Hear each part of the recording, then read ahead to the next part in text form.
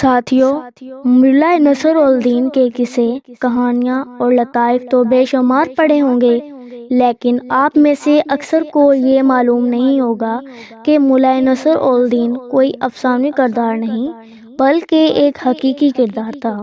یہ 1208 کو ہروتو نامی گاؤں میں پیدا ہوئے جو ترکی کے صوبہ میں واقع ہے۔ ملا نصر الدین اپنی ذات میں لطیفوں اور حاضر جوابیوں کی وجہ سے مشہور تھے۔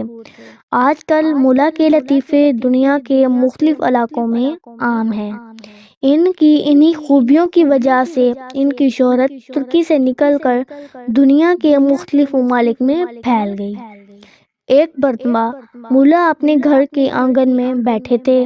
ان کے ایک دوست نے آ کر ان سے پوچھا کہ ملا، مجھے ضروری کام سے پاس کے گاؤں جانا ہے اور کچھ سامان لے جانا ہے، براہ کرم آپ گدھا دے دیں، میں اسے لے جاؤں گا اور شام تک لوٹا دوں گا۔ ملا چونکا، دوست کو گدھا نہیں دینا چاہتے تھے، ٹالنے کے خیال سے یہ کہہ دیا کہ گدھا کوئی اور لے گیا ہے۔ اتنے میں صحن سے گدھے کی چیخ سنائی دی۔ دوست نے کہا کہ ملا، گدھا تو یہیں پر موجود ہے۔ تو ملا نے جواب میں پوچھا کہ آپ مجھ پر یقین کریں گے کہ گدھے پہ؟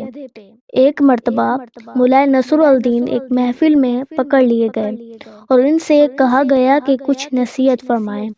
ملا نصر الدین اسٹیج پر آئے اور سامعین سے پوچھا، جو کچھ میں کہنے جا رہا ہوں کیا آپ لوگوں کو معلوم ہے؟ لوگوں نے کہا نہیں۔